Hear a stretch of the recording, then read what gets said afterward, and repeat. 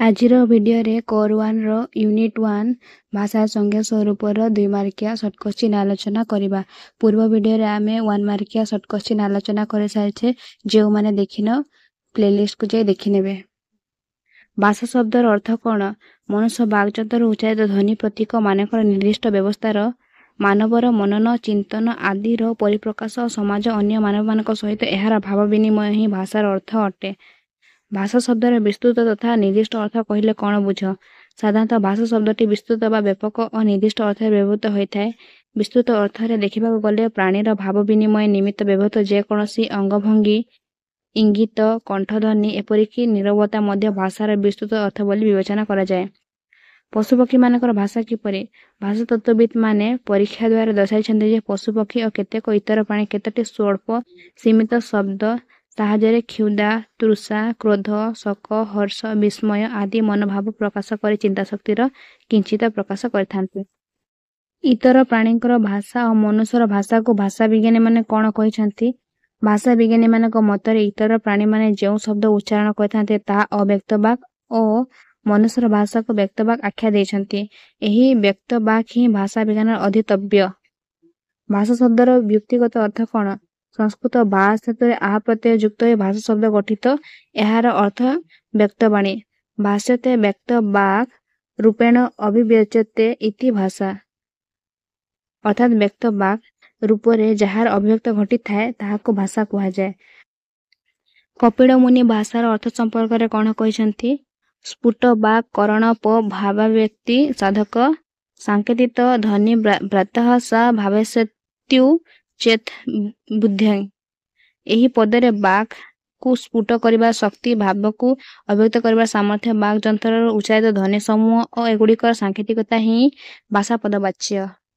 ଭାଷା କେଉଁ ଶବ୍ଦରୁ ଆସିଛି? ଏହାର ଇଂରାଜୀ ପ୍ରତିଶବ୍ଦ କ'ଣ? ଭାଷା ଗ୍ରୀକ୍ ପ୍ରତିଶବ୍ଦ ଲଗୋସ୍ ଏବଂ ଇଂରାଜୀ ପ୍ରତିଶବ୍ଦ ଲାଙ୍ଗୁଏଜରୁ ଆସିଛି। ଲଗୋସ୍ ଶବ୍ଦର ଅର୍ଥ ଚିନ୍ତାଶକ୍ତି ଓ ଜ୍ଞାନ। ମାନବର ଚିନ୍ତାଶକ୍ତି ଓ ଜ୍ଞାନ ସହିତ ସମ୍ପୃକ୍ତ ବୋଲି ଗ୍ରୀକ୍ ଦାର୍ଶନିକ ଓ ଭାଷା ବିଜ୍ଞାନୀମାନେ ଉପଲବ୍ଧ କରିଥିଲେ। ଭାଷାର ମୌଳିକ ତତ୍ତ୍ୱ ସମ୍ପର୍କରେ ସୂଚନା ପ୍ରଦାନ କର। ଭାଷା ମନୁଷ୍ୟର ଚିନ୍ତା କେନ୍ଦ୍ରରୁ ପ୍ରସୂତ। ଏହା ମନୁଷ୍ୟର ଉଚ୍ଚାରଣକ୍ଷମ ବିଭିନ୍ନ ଅବୟବରୁ ଉଚ୍ଚାରିତ ଧ୍ୱନି ଅଟେ। ଏହି ଧ୍ୱନି ସମସ୍ତେ ଚେତନାର ପ୍ରତୀକ। ଏହି ଧ୍ୱନିର ପ୍ରତୀକଗୁଡ଼ିକ ସୁବ୍ୟବସ୍ଥିତ ନିର୍ଦ୍ଦିଷ୍ଟ ସମୟରେ ଅନୁବନ୍ଧିତ ଭାଷା ବକ୍ତାର ଚିନ୍ତାଧାରାକୁ ଶ୍ରୋତା ନିକଟରେ ପହଞ୍ଚାଇ ଦିଏ। ଗୋଟିଏ ବାକ୍ୟରେ କହିବାକୁ ଗଲେ ଭାଷା ହେଉଛି ଚିନ୍ତାଧାରା ବିନିମୟର ଏକ ମାଧ୍ୟମ। ଭାଷା ସମ୍ପର୍କରେ ଜେବେନ୍ଦ୍ରିଜ୍ କି ମତ ଦେଇଛନ୍ତି? The most general definition of language that can be given is that it is a system of signs by signs we understand all those symbol capable of serving as a means of communication between men. ଅର୍ଥାତ୍ ମନୁଷ୍ୟମାନଙ୍କର ପୁରସ୍କାର ଭାବ ବିନିମୟର ସହାୟକ ସଂକେତମାନଙ୍କର ବ୍ୟବସ୍ଥା ହେଉଛି ଭାଷା। ଭାଷା ଚୟନର ଅର୍ଥ ଦର୍ଶାଅ। ଭାଷା ଚୟନର ପ୍ରଧାନ କାର୍ଯ୍ୟ ହେଲା ବକ୍ତାର ସ୍ୱଶକ୍ତି ତତ୍ପରେ ସମାଜ ଶ୍ରୋତା ବିଷୟବସ୍ତୁ ଆଦିକୁ ସେ ଏକାଧିକ ଭାଷା ଆବଶ୍ୟକ ପରିମାଣରେ ପ୍ରୟୋଗ ବା ବ୍ୟବହାର କରିପାରେ। ଭାଷା ସୃଷ୍ଟିରେ ଚେତନାର କାର୍ଯ୍ୟ କ'ଣ? ଭାଷା ସୃଷ୍ଟିର ପ୍ରଥମ କାର୍ଯ୍ୟ ହେଲା ଚେତନା ବା କନସେପ୍ଟ। ବକ୍ତାର ଚିନ୍ତା କେନ୍ଦ୍ରରେ ପ୍ରଥମେ ଚେତନା ସୃଷ୍ଟି ହୁଏ। ଏହି ଚେତନାକୁ ବ୍ୟକ୍ତ କରିବା ଲାଗି ବା ଶ୍ରୋତା ନିକଟରେ ପହଞ୍ଚିବା ପାଇଁ ସେ ବ୍ୟାକୁଳ ହୋଇଉଠେ। ସେଥିପାଇଁ ତାର ଏକ ମାଧ୍ୟମ ଲୋଡ଼ା ହୁଏ। ଏହି କାରଣରୁ ପ୍ରଥମେ ସେ ଭାଷା ସୃଷ୍ଟି ପ୍ରୟାସ କରେ। କାରଣ ଚେତନାର ଉନ୍ମେଷ ବିନା ଭାଷା ପ୍ରକାଶ ଅସମ୍ଭବ। ଚେତନାକୁ ବ୍ୟକ୍ତ କରିବା ପାଇଁ ଭାଷା ସର୍ବଶ୍ରେଷ୍ଠ ମାଧ୍ୟମ ଅଟେ। ଭାଷା ଚୟନ ରୂପର ଭୂମିକା କ'ଣ?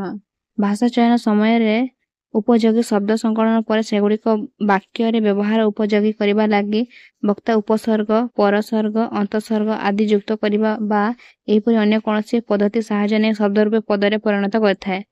ଧ୍ୱନି ଉଚ୍ଚାରଣ କ'ଣ? ଶ୍ରୋତା ପ୍ରଥମ କାର୍ଯ୍ୟ ହେଉଛି ଧ୍ୱନି ଶ୍ରବଣ। ଯଦି ଶ୍ରୋତାର ଶ୍ରବଣ ଶକ୍ତି ଅଭାବ ଥାଏ ତେବେ ସେ ଭାଷାକୁ ବୁଝିବାକୁ ଅକ୍ଷମ ପ୍ରକାଶ କରେ। ବକ୍ତାର ଅର୍ଥଯୁକ୍ତ ଧ୍ୱନି ସମୂହକୁ ଶ୍ରବଣ କରିବା ଲାଗି ଶ୍ରୋତାର ସାମର୍ଥ୍ୟ ସଚେତନତା ଓ ଅଭିଳାଷ ଏକାନ୍ତ ଜରୁରୀ। ପୁନଶ୍ଚ ଶ୍ରୋତାର ଶ୍ରବଣ ସାମର୍ଥ୍ୟ ଥାଇ ମଧ୍ୟ ସେ ଯଦି ଅନ୍ୟମନସ୍କ ରହେ ତେବେ ମଧ୍ୟ ତାର ପକ୍ଷରେ ଉପଲବ୍ଧ ହୋଇପାରେ ନାହିଁ। ଭାଷା ସୃଷ୍ଟିରେ ବାକ୍ଯନ୍ତ୍ରର କାର୍ଯ୍ୟ ସମ୍ପର୍କରେ ଧାରଣା ପ୍ରଦାନ କର। ଭାଷା ସୃଷ୍ଟିରେ ବକ୍ତାର ଚିନ୍ତନ ଦ୍ୱାରା ଭାବ ଅଭିବ୍ୟକ୍ତି ତଥା ଶ୍ରୋତାର ଭାବ ଉପଲବ୍ଧିର ଗୁରୁତ୍ୱ ପରି ଭାବ ବ୍ୟକ୍ତ କରିବା ଗୁରୁତ୍ୱପୂର୍ଣ୍ଣ। ଏହା ମାଧ୍ୟମ ବାକ୍ଯନ୍ତ୍ର। ଏହା ଦ୍ୱାରା ଧ୍ୱନି ଶବ୍ଦ ପଦ ଓ ବାକ୍ୟ ରୂପରେ ରୂପାନ୍ତରିତ ହୋଇ ଭାବ ପ୍ରକାଶ କରିଥାଏ। ଏହାର ମାଧ୍ୟମ 4ଟି ଭାଗରେ ବିଭକ୍ତ କରାଯାଇଛି, ଯଥା ଶ୍ରବଣେନ୍ଦ୍ରିୟ ଗ୍ରାହ୍ୟ, ସ୍ପର୍ଶନେନ୍ଦ୍ରିୟ ଗ୍ରାହ୍ୟ, ଦର୍ଶନେନ୍ଦ୍ରିୟ ଗ୍ରାହ୍ୟ, ବୁଦ୍ଧିଗ୍ରାହ୍ୟ। ଦର୍ଶନେନ୍ଦ୍ରିୟ ଗ୍ରାହ୍ୟ କାର୍ଯ୍ୟ କ'ଣ? ଦର୍ଶନ ଦ୍ୱାରା ଭାବ ପ୍ରକାଶ କରିବା ସରଳ ଓ ସହଜ ହୋଇଥାଏ। ହସ୍ତ ସଞ୍ଚାଳନ, ପତାକା ଚାଳନା, ଚିଠିପତ୍ର, ସିଗ୍ନାଲ ଆଦି ଦର୍ଶନ କରି ଦର୍ଶକ ଭାବ ପ୍ରକାଶ ବ୍ୟକ୍ତିର ମନୋଭାବ ଓ ଉଦ୍ଦେଶ୍ୟକୁ ଉପଲବ୍ଧି କରିପାରେ। ମୂକ ବ୍ୟକ୍ତିର ଅଙ୍ଗ ପ୍ରତ୍ୟଙ୍ଗ ଇଙ୍ଗିତ ଦେଖି ହିଁ ତାର ମନୋବୃତ୍ତି ଓ ଅଭିଳାଷ ସମ୍ପର୍କରେ ଧାରଣା ସୃଷ୍ଟି ହୋଇଥାଏ। ସ୍ପର୍ଶନେନ୍ଦ୍ରିୟ ଗ୍ରାହ୍ୟ କାହାକୁ କୁହାଯାଏ? ସ୍ପର୍ଶ ଦ୍ୱାରା ମଧ୍ୟ ଭାବ ଗ୍ରହଣ କରାଯାଇପାରେ। ଅନ୍ଧ ଛାତ୍ରଛାତ୍ରୀ କାଷ୍ଠ ବା ଧାତୁ ପଦାର୍ଥରେ ଖୋଦିତ ଲିପିକୁ ସ୍ପର୍ଶ କରି ଅକ୍ଷର ଶିକ୍ଷା କରିପାରେ ଓ ଲିପି ମାଧ୍ୟମରେ ପୂର୍ଣ୍ଣ ବାକ୍ୟଗୁଡ଼ିକର ଭାବ ମଧ୍ୟ ପ୍ରକାଶ କରିପାରେ। ଅନ୍ଧାର ରାତିରେ ଚୋରମାନେ ଚୋରି କରିବା ସମୟରେ ସହଯୋଗୀ ମାନବର ହାତକୁ ଚିପି ନିଜର ଭାବ ପ୍ରକାଶ କରିବା ଦିଗ ସମର୍ଥ ହୋଇପାରନ୍ତି। ଏବେ ଆମେ ଦେଖିବା ଶ୍ରବଣେନ୍ଦ୍ରିୟ ଗ୍ରାହ୍ୟ। ପ୍ରତ୍ୟକ୍ଷ ଦୃଷ୍ଟିରେ ଥିଲେ ହସ୍ତାବୟବ ଦ୍ୱାରା ସଶବ୍ଦ ଠାରୁ ସୃଷ୍ଟି କରି ପରୋକ୍ଷ ଦୃଷ୍ଟିରେ ଥିଲେ ତାଳି ବଜାଇ ମନର ଭାବ ଅନେକାଂଶରେ ପ୍ରକାଶ କରାଯାଇ ପାରିଥାଏ। ଟେଲିଗ୍ରାମ ପ୍ରେରଣ ବେଳେ ଟିକ୍ ଟିକ୍ ଶବ୍ଦ ସୃଷ୍ଟି କରି ଅଫିସ ଭିତରେ କଲିଂ ବେଲ୍ ବଜାଇ ବିପଦ ସମୟରେ ସତର୍କ ଘଣ୍ଟି ବଜାଇ ବଂଶୀ ସିତାର ଆଦିରେ ଭିନ୍ନ ଭିନ୍ନ ଶବ୍ଦ ସୃଷ୍ଟି କରି ମନର ଭାବକୁ ପ୍ରକାଶ କରିହୁଏ। ଷ୍ଟଟିଭେଣ୍ଟ ଭାଷାର ସଂଜ୍ଞା ସମ୍ପର୍କରେ କ'ଣ କହିଛନ୍ତି? A language is a system of arbitrary vocal symbol by means of which members of a social group cooperation and interact. An introduction of linguistic science. भाषार संज्ञा देवाको जाए मंगलदेव शास्त्री को मत कौन? भाषा मनुष्य के उस व्यापार को करते हैं जिससे मनुष्य अपने उच्चारण उपयोगी शरीर अवयव से उच्चारण किए गए वर्णन व व्यक्त शब्दावली द्वारा अपने विचारों को प्रकट करते हैं। हेनरी स्वीट भाषार संज्ञा संपर्क की मत रखिछंती। लैंग्वेज में भी defined as the expression of ideas by means of speech sounds combined into words.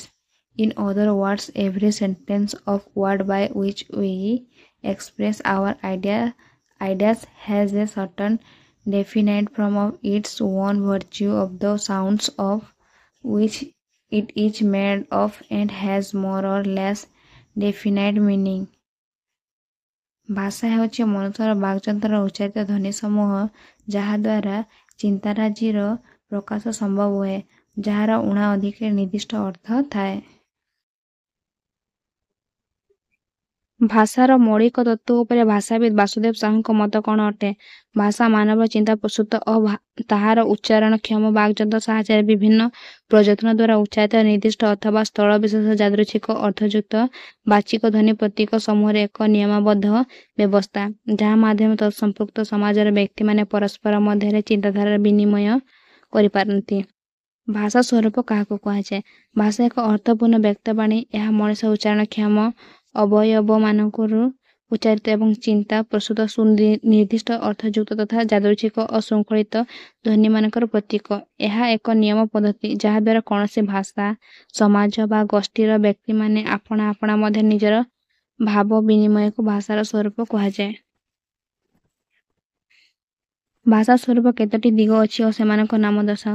ସାଧାରଣତଃ ଅର୍ଥ ଦେଖିବାକୁ ଗଲେ ଭାଷା ସ୍ୱରୂପରେ 4ଗୋଟି ଦିଗ ନିଜ ନଜରକୁ ଆସିଥାଏ, ଯାହା ଜରିଆରେ ଅଭିବ୍ୟକ୍ତି ସାଧନାରେ ବକ୍ତା ଓ ଉପଲବ୍ଧି ସାଧନାରେ ଶ୍ରୋତାର ପରସ୍ପର ଭାବ ବିନିମୟ ଅତ୍ୟନ୍ତ ସହଜସାଧ୍ୟ ହୋଇଥାଏ। ଏହି ଦିଗଗୁଡ଼ିକ ହେଲା ଲକ୍ଷଣ, ବିଭିନ୍ନ ପ୍ରବୃତ୍ତି ବା ଧର୍ମ, ବିଭିନ୍ନ ରୂପ, ବିଭିନ୍ନ ଶ୍ରେଣୀ ବିଭାଗ। ଭାଷାର ଲକ୍ଷଣଗୁଡ଼ିକ କ'ଣ ଅଟେ? ମନୁଷ୍ୟ ଭାଷା ବ୍ୟବହାର କଲାବେଳେ କେତେକ ନିର୍ଦ୍ଦିଷ୍ଟ ଲକ୍ଷଣ ଦେଖିବାକୁ ମିଳେ, ଯାହା ମନୁଷ୍ୟ ବ୍ୟତୀତ ଅନ୍ୟ ପ୍ରାଣୀମାନଙ୍କର ମୁଖ ନିଃସୃତ ଧ୍ୱନି ଦ୍ୱାରା ଆଦୌ ସମ୍ଭବ ନୁହେଁ। ଲକ୍ଷଣଗୁଡ଼ିକ ହେଲା ଭାଷା ପ୍ରେରଣ ଓ ଗ୍ରହଣ, ବିଶେଷୀକରଣ, ବିଦ୍ୟମାନତା, ଯାଦୃଚ୍ଛିକତା, ଦ୍ୱୈତତା, ଉତ୍ପାଦନ କ୍ଷମତା, ସାଂସ୍କୃତିକ ସଂପ୍ରେକ୍ଷଣ ପ୍ରଭୃତି। ଭାଷାର ପ୍ରେରଣ ଓ ଗ୍ରହଣ କହିଲେ କ'ଣ ବୁଝ? ସମାଜରେ ବ୍ୟକ୍ତି ତାର ଚିନ୍ତାଧାରାକୁ ବ୍ୟକ୍ତିବର୍ଗଙ୍କ ନିକଟକୁ ପ୍ରେରଣ କରିଥାଏ। ମନୁଷ୍ୟ ବା ବକ୍ତାର ଉଚ୍ଚାରିତ ଧ୍ୱନି ପ୍ରେରଣ ଓ ଶ୍ରୋତାର ଶ୍ରବଣେନ୍ଦ୍ରିୟ ଦ୍ୱାରା ସେହି ଧ୍ୱନି ସମୂହର ଆଦାନ ବା ଗ୍ରହଣ କ୍ଷମତା ନିହିତ ଥାଏ। ପ୍ରଥମେ ବ୍ୟକ୍ତି ହୁଏ, ପ୍ରଥମେ ବକ୍ତା ପରେ ଶ୍ରୋତା। ସେହିପରି ଶ୍ରୋତାମାନେ ପ୍ରଥମେ ଶ୍ରୋତା ଓ ପରେ ବକ୍ତା। ବକ୍ତା ଓ ଶ୍ରୋତା ମଧ୍ୟରେ ଭାଷା ପ୍ରେରଣ ଗ୍ରହଣ ହୋଇଥାଏ। ଭାଷାରେ ଯାଦୃଚ୍ଛିକତା କ'ଣ? ପ୍ରତ୍ୟେକ ଭାଷାର ପ୍ରାରମ୍ଭିକ ପର୍ଯ୍ୟାୟରେ ମାନବ ଦ୍ୱାରା ଉଚ୍ଚାରିତ ଧ୍ୱନି ଥିଲା ଯାଦୃଚ୍ଛିକତା।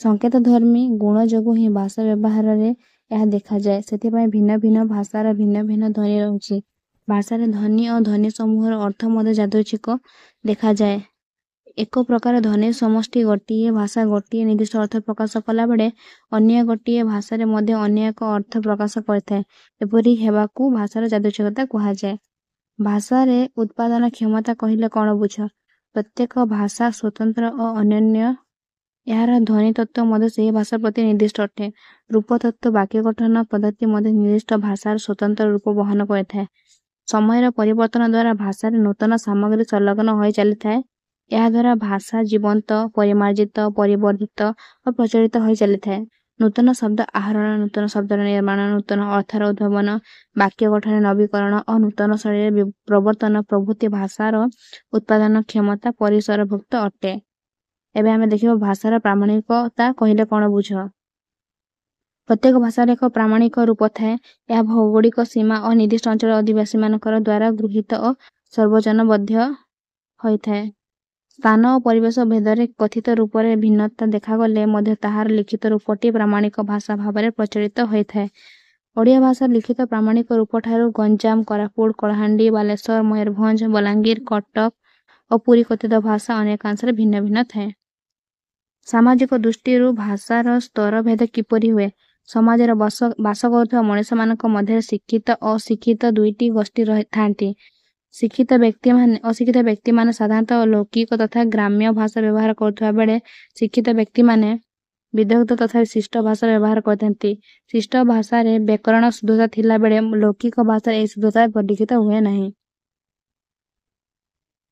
भाषा रे विचार अभिव्यक्तिर अर्थ कौन दस भाषा मनीष विचार अभिव्यक्ति हेबा संगे संगे विचार साधक मध्य होता है अनेक समय मनीष तार विचारधारा को स्वतः शब्द माध्यम प्रकाश करता है सही समय अभिव्यक्ति को कहीं ग्रहण करू न करू से निजे ही श्रोता और वक्ता होता है ए प्रकार अभिव्यक्ति को नाटक रे स्वोक्ति कहुए भाषार विभिन्न रूप गुड़िक कौन कौन अटे भाषार विभिन्न रूप सृष्टि बहु निर्माता मानकर अवदान रही भाषार विभिन्न रूप एहीपरि भाव में स्थिर होइछि यथा मूल भाषा उपभाषा बा विभाषा अपभाषा संकर भाषा बा मिश्रित भाषा और कृत्रिम भाषा गुप्त भाषा सामान्य भाषा प्रभृति